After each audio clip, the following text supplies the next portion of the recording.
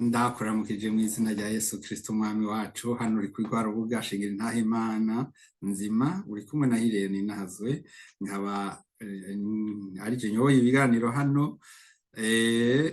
Inkuru yacu canke umuhamagaro wacu ni uwo kukugira gufasha abantu kugira ngo bamenye kandi bakire Yesu nk'umwami n'umukiza wabo, baronke ubugingo budashira.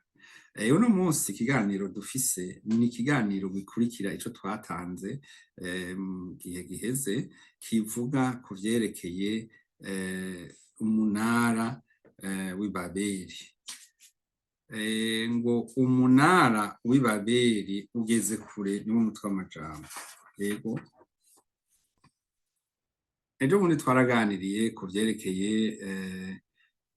iyo nkuru yabaye yamenyekanye cane, yerekeye uko abantu kera bari biyumviriye kugira ngo bobo bikorere igisagara cabo, bakore igisagara gishika kw'ijuru, hanyuma babe barurangiranwa, bamenyekane.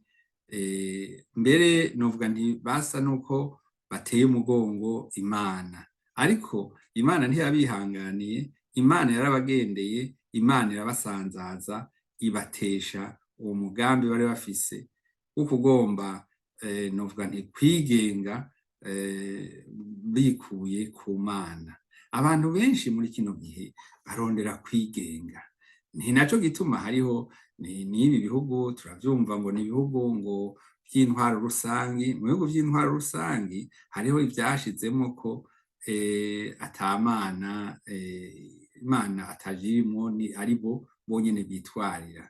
Hariho n'ababishizemwo bavuga ati Imana niyo iri imbere, ariko ugasanga mu vy'ukuri kenshi nibo bari imbere. Yego, ivyo ngira ngo nta burorero dukeneye gutanga. Umwe wese arashobora kuraba ahageze akabona ingena ibintu vyifashe. Tugeze rero ku gice, ku majambo akomeye.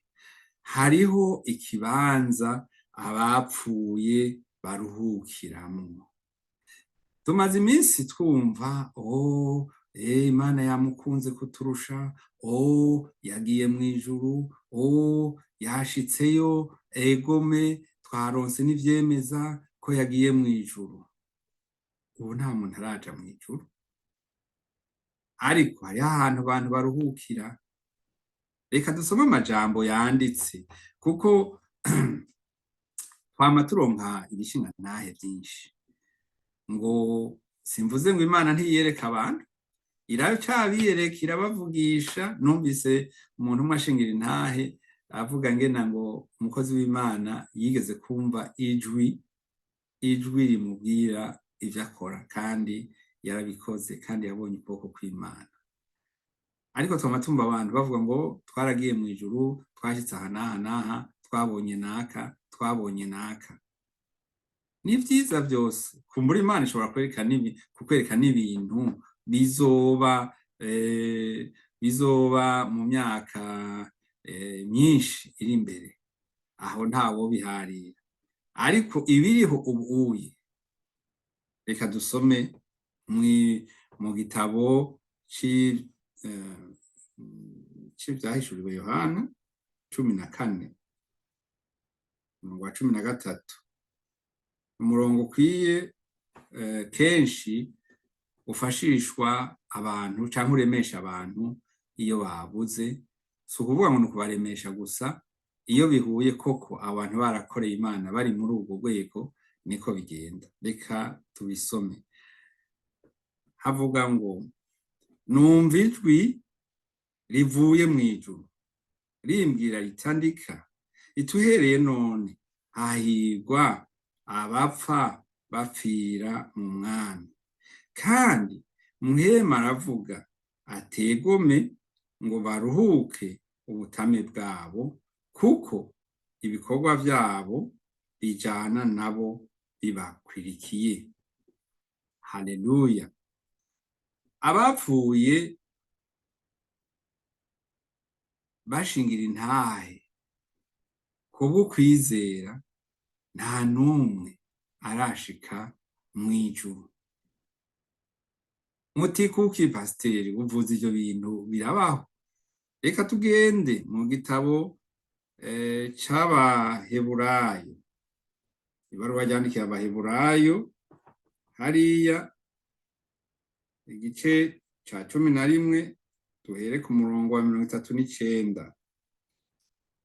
Turasoma ngo abo bose bamaze gushingirwa intahe kubw'ukwizera kwabo ntibahabwa ivyasezeranywe, kuko Imana yatuboneye kera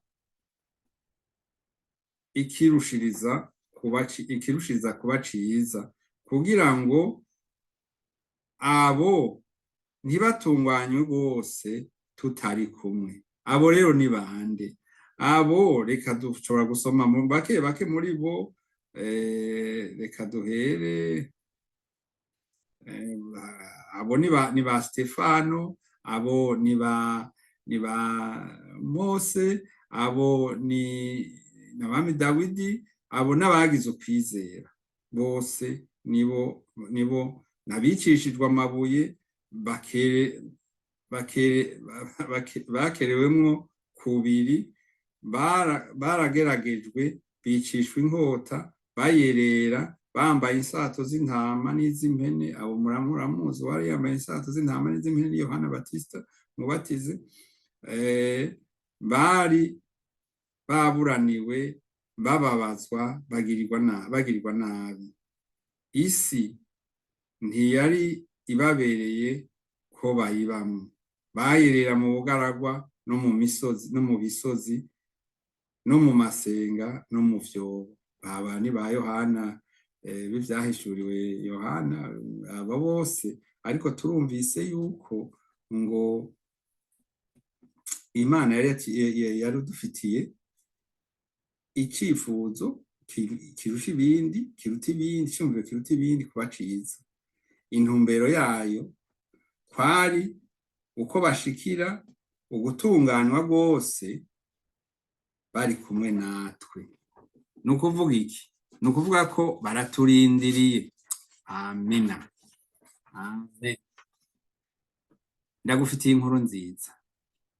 Inkuru ndagufitiye ni uko izuka ritangwa na Yesu Kristo. Izuka ritangwa na Yesu Kristo. Izuka si reanimation, si hamwe umuntu abura impemu bakamuhemukiramo canke bakoresha ivyuma canke oya. Izuka niritangwa na Yesu Kristo. Iyo nkuru tuyikura he? Iyo nkuru nyene iranditse hano mu ijambo ry'Imana, igihe Yesu yagenda kuraba mugenzi we yari yitavye Imana yitwa Lazaro. Muravyibuka? Yarashitseyo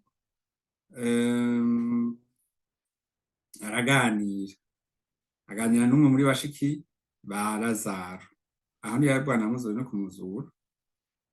Yesu aramubwira ati ni jewe kuzuka n'ubugingo. Unyizera niyo yoba yarapfuye azobaho, kandi uriho wese anyizera ntahazokwigera apfa gushitsa ibihe bidashira. Ivyo uravyizeye? Urizeye ivyo? Nawe ategome mugenzi, nizeye kuri Kristo umwana w'Imana umwe wo kuza mw'isi. Avuze ivyo arasubira inyuma, yondorora Mariya mwene nyina ati umwigisha ari hano. Yongorera mwene nyina ati umwigisha ari hano. Yesu niwe yavuze yuko arizuka. Yavuze ko uwapfuye umwizera wese naho yoba yarapfuye azozuka. Naho yoba yarapfuye azozuka. Kandi yavuze ko umuntu amwizeye ntazokwigera apfa. Ni ukuvuga iki? Ni ukuvuga yuko wa wundi mubiri dufise muri twebwe w'impwemu ntuzopfa, uzokwamaho ibihe bidashira. Ushobora kumbwira ati egome n'uwundi uzoba uriho kuko urumva uzocirwa imanza. Nivyo, ariko warapfuye kuko bazoba mu rupfu. abatizeye Yesu Kristo bazobaho baba mu rupfu, ntibazobaho baba mu bugingo. Twumvise ngo kuzobaho mu bumaramare budashira. Hariya muri Daniyeli 12:2 niko twabisomye. Turabandanya. Nari mvuze nti Yesu yaravuze ngo ni jewe kuzuka n'ubugingo. Mu kanya twari twasomye ko nta wundi agakiza kavako atari muri Yesu Kristo.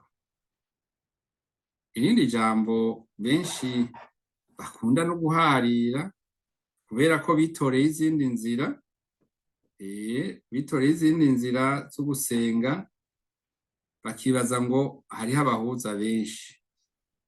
Umuhuza w'abantu n'Imana ni Kristo, nk'uko vyanditswe hano. Reka dusome duhereye muri Timoteyo ibaruwa rya mbere igice ca 2, reka tuhahera aho hahera tuheze tugarukire kuri iryo jambo. Irya mbere y'ibindi vyose ndabahanura kwingingira abantu bose no kubasengera no kubasabira no kubashimira Imana, kandi cane cane abami n'abashizwe hejuru bose, kugira ngo twame mu mahoro dutekereje twubaha Imana, turi inyankamugayo bose. Ivyo nivyo vyiza vyemerwa mu nyonga z'Imana umukiza wacu, igomba ko abantu bose bakizwa bagashika ku kumenya ivy'ukuri, kuko hari Imana imwe kandi hari umuhanuzi umwe w'Imana n'abantu, nawe nyene n'umuntu, ni Yesu Kristo, ni Kristo Yesu, yitanze kw'incungu ya bose.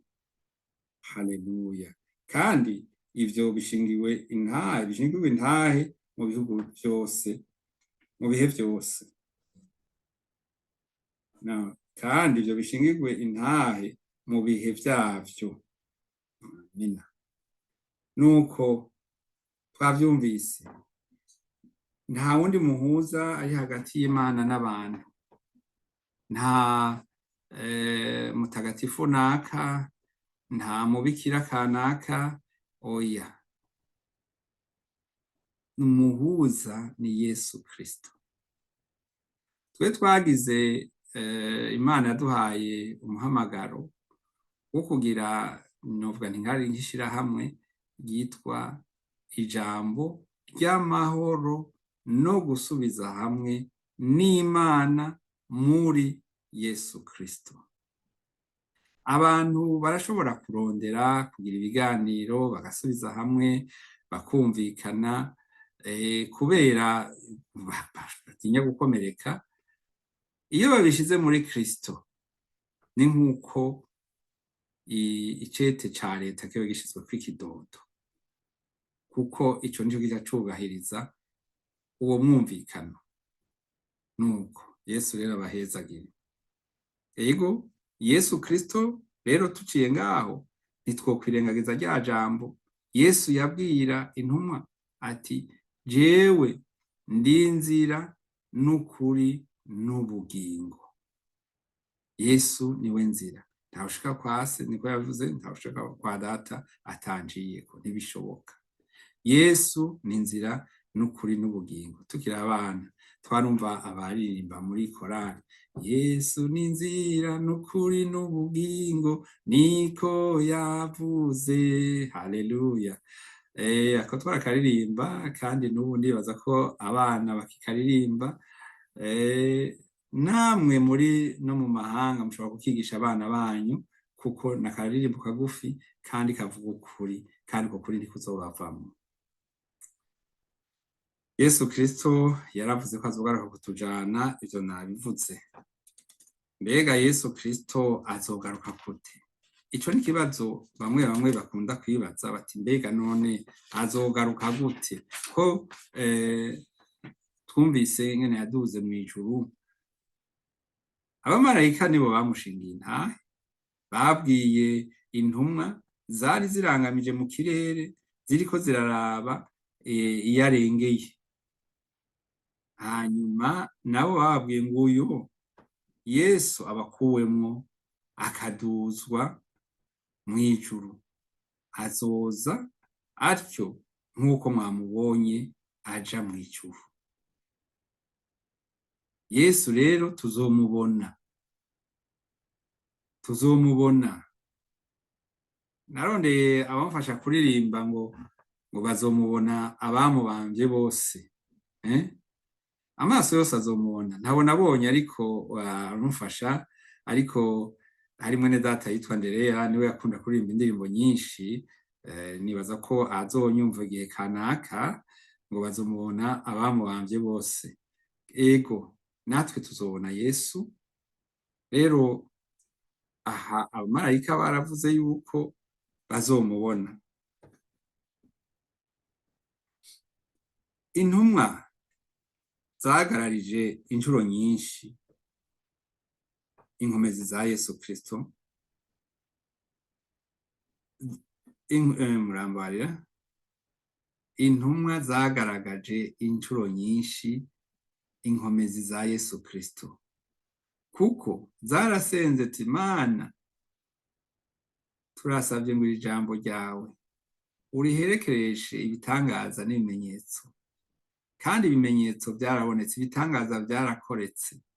Mwibuke ca gitangaza ngira ngo cabaye n'ica mbere, ngo ifeza n'izahabu ntazofise, ariko mw'izina rya Yesu haguruka utambuke.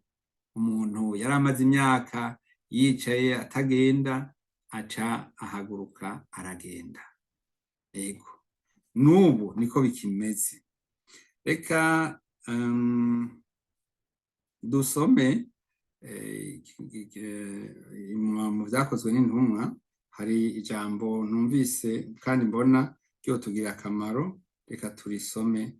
Niri ivyakozwe n'intumwa 2 akarongo ka 14 gushika kwa 18, niho hatubwira ngo ariko Petero ahagararana na bamwe 11 ababariza n'ijwi rirenga ati yemwe Bayuda n'ab'i Yerusalemu mwese, ibi nimubimenye kandi nimwumvirize amajambo yanje.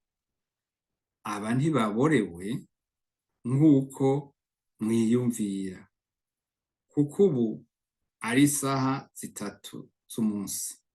Ariko ivyo n'ivyavuzwe n'umuvugishwa w'Imana Yoweli ati bazoba mu minsi y'iherezo, uko bizoba mu minsi y'iherezo niko Imana yagize, nzosuka mpwemu wanje ku bari n'umubiri bose, kandi abahungu n'abakobwa bazovugishwa nanje, n'imisore yanyu izobona ivyo yeretswe, n'abatama banyu bazorota inzozi.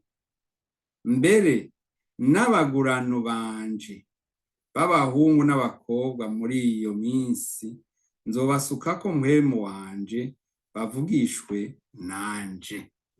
Ibi nivyo Petero yashingiye intahe kandi vyabaye. Egome vyamaze kuba, ubu turabibona, abantu baravugishwa. Nivyo abantu baravugishwa, Imana iriko iravuga, ariko hari n'abandi bafise ayandi majwi batumwe, n'ayandi batumwe. Rero bigusaba ngo wewe ugire ugutwi kumva canke kurobanura amajambo ya wa mubi n'amajambo y'Imana, umenye ayawe umenye n'ayuta. kuko hari impanuro nyinshi ubuye. Ego, twibukanye Yesu yaje mw'isi, Yesu yaje mw'isi kuturarikira kwihana. Hari inyigisho nyinshi, ariko inyigisho yo kwihana iracafise ingorane. N'ab'isi bariko bakora ukuntu ivyaha bidaharurwa, ivyaha ntibivugwe. Egome, hariho bibaza yuko ngo isi iri mu mahoro, isi iri mu butungane, Imana ibona neza. Isi irimwo abanyavyaha. Abantu barafukira ubwicanyi, abantu barafukira ububeshi, abantu barafukira ubusuma, abantu barafukira, ibihugu bigafukira. None nk'ubu icakozwe n'iki ngo ubukoroni bihane ku bukoroni, abagize abakoroni abandi, abagize abaja abandi, abagize abacakara abandi. Ubu ntibubakiye ku butunzi bwabo bagize abacakara. Ubu ntibanugira utumanyu ngo bariko barabafasha. Iyo ni isi, ariko twebwe ntiturabisi. Yesu rero yaje mw'isi avuga ati nimwihane kuko ubwami bw'ijuru buri hafi. Yohana umubatizi nawe yavuga ivyo nyene, nimwihane kuko ubwami bw'ijuru buri hafi. Buri hafi. Yesu yaje mw'isi kugira ngo abari mw'isi bakizwe nawe. Hariho intambwe zibiri canke zitatu zijanye n'ivyo. Kwihana ivyaha vyose, ugafata ingingo ntabanduka yo kubiheba. Mwene data nkunda cane, niwe namwajije nti mbega none wewe ubona gute ibi vyo kwihana, bakagenda kwa pasitori bakatura, abandi bakagenda bakabwira Imana, bakatura imbere y'Imana. Ubu bibona gute? Yarambwiye ati muri ibi vyose igikuru ca mbere kirimwo ni ukubiheba. Wihanye ubihebe, wihanye ukavyamamwo ukabibamwo, ntuzoba warihanye. Ego rero ico karagaciyemwo, kwihana ugafata ingingo yo kubiheba, kwakira Yesu nk'umwami n'umukiza wawe.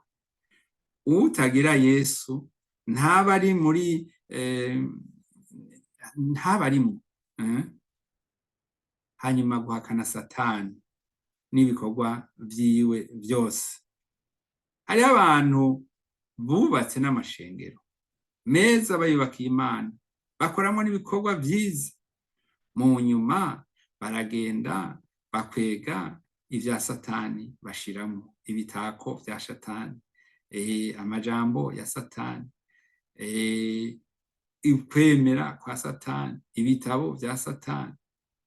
Ivyo vyose ni ukubimenya ingena umuntu yihana. Ego, kandi umutima wacu uratubwira neza yuko duhagaze neza. Wihane kuko ubwami bw'ijuru buri hafi. Wakire Yesu umwami umukiza wawe. Ubundi icaha co kuvako gute? Nta caha coshobora kukuvako utihanye, utitogejwe n'amaraso ya Yesu. Nigeze guharira n'umuntu yize ibintu vyinshi, n'ibi vy'amadini yaravyize, hanyuma turaharira tuvuga kirazira guharira kw'ijambo ry'Imana. Twaraganiriye, hanyuma arafise ukwizera kwiwe yahisemwo akuze, arambwira ati mbega jewe sindiko ndakutahura, ni kubera iki wewe ufise ingorane y'ugutegezwa kumbwira ivyo wizera kandi ukansaba kuvyizera? Ati twebwe iwacu ico ntituhamagariwe kubikora, hariho ababikora mugabo twebwe ntitutegerejwe kubikora. Hanyuma ntabikubwiye womenya uwo kwihana ivyaha gute? None ivyaha biva ku muntu gute? Ni kubw'amaraso ya Yesu.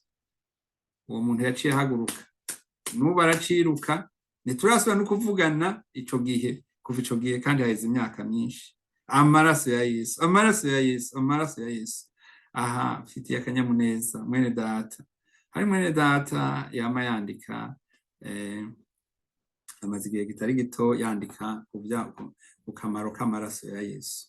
Nawe ndakwifuje ko amaraso ya Yesu yokugirira akamaro, akagukiza ivyaha, kuko nta kindi kiriho gishobora kugukiza ivyaha vyawe. Ushobora kumbwira uti ivyaha ibihe? Nawe urabizi. Ego, hariho uwageze kumbwira, kandi afite n'ideni, ivyaha vyinshi, ivyaha 100 na bingahe, hariho ivyaha birengeye birya 10. Ego, hari ivyaha birengeye birya 10. None muri hari, reka ndabaha akarorero, itabi ntiribujijwe, urumogi ngira ngo ntirubujijwe nako nyene muri Bibiliya. Hariho n'utundi tuntu twagiye tuza turaduka muri bino bihe bitari bibujijwe, ariko mwe mu Imana twemeza ko ari ivyaha. Ego, ibintu vyo kwihumanya vyinshi. Amajambo abiri akomeye rero muri ubwo rwego kwihana ivyaha vyacu, hariho confession na conversion. Confesser mu gifaransa nukuvuga, jewe naragotse, nakoze ibi n'ibi n'ibi n'ibi. Conversion nuguhindukira, ugahindukira ukaba ikindi kintu kitari ico wahoramo. Mu Kidagi bakunda kuvuga ngo umkehren. Umkehren ni kuvuga uriko uragenda muri iyi nzira, uriko uja hariya, none rero ubu umkehren no guhindukira ukasubira iyo waje uva. Ego, muri ibi bihe rero urahindukiye, uvuye iyo ivyaha vyariko birakujana, uje kwa Yesu. Si jewe neretse gusa intumbero yuko urahindukiye, usubiye iyo umwami aguhamagara ari. Ego, ubu koko abakristo canke abantu barihanye ivyaha, abantu barazi canke barirengagiza ivyaha ivyo ari vyo, barirengagiza ivyaha. Je ndabizi. Ego, hari ivyo batita ivyaha, ariko ivyaha vyo kugayana, ivyaha vyo gukumirana, ivyaha vyo kwanka abantu, urukundo ruke. None ijambo ry'Imana ritubwira ngo wanka mugenzi wiwe wundi, mwene se wundi, ngo ni umwicanyi, n'umwicanyi nyene. Ego, n'umwicanyi. Ego, nababwiye ko iki kiganiro kizomara umwanya muremure, tugeze ku gice ca kabiri, ariko imbere yuko tuhezaho tugihagarika ngaha, reka tugarukire ku ijambo rimwe, ni ijambo novuga ryoba ryishura ku kibazo ngo bihana gute. Sindabitindako rwose, nza gusoma ijambo rimwe, igice kimwe, akarongo kamwe kavuga ngo, reka dusome ibiri. Ibaruwa rya mbere ryandikiwe Yohana, yanditswe na Yohana, igice ca mbere, akarongo k'8 na 9. Tuvuze yuko atacaha dufise, tuba twizimiza, ukuri ntikuba kuri muri twebwe. Nitwatura ivyaha vyacu, niyo yo kwizigirwa kandi igororoka. Ivyo nivyo bituma iduharira ivyaha vyacu, ikatwoza ukugabitanya kwose. Yesu abahezagire. Mana ndagusavye, umpe kwizera gukwiye. Mana ndagusavye, umpe urukundo. Mana ndagusavye, umpe kwihangana no kunesha icaha, umpe disipurine. Iri sengesho ryarantangaje cane, kandi nawe ndakwifuje ngo rikubere isengesho. Nshuti mugenzi wakurikiye kino kiganiro, ukaba wifuza kuzofashwa mu minsi iza, ushobora kuturondera ku nimero izoba iri aha munsi y'iyi video umaze kuyiraba, canke naho ukegera umukozi w'Imana ari hafi yawe kugira agufashe, kuko abatizeye Kristo bose bazorimbuka, bazopfa nta kibuza. Ngo abanka Imana ntibayisenge ngo bazopfa bose ntibibukwe. Ubwo n'umuririmbyi yanditse ayo majambo. None rero mwibuke cane, iwacu ni mwijuru kwa Data, n'ayaha kw'isi turi ingenzi gusa. Turagushima Mana Data wa twese, waduteye iteka rikomeye. Washimye ko hazogera igihe ukatwiyegereza mu ngori wawe. Mu Mwami Yesu twaronse ubugingo, mu Mwami Yesu twarakijijwe. Ivyatunesha n'ivyatunaniza wabihinduye ubusa kubwa Yesu Kristo. Haleluya. Yesu abahezagire, ndabifurije kandi umunsi mwiza. Naho ubutaha mu kiganiro kigira gatatu. Uno munsi tugeze inimero ni ya kabiri, ya mbere yari yatambutse mu irabe, nayo mukurikirane niba yarabacitse. Yesu rero abahezagire. Naho ubutaha.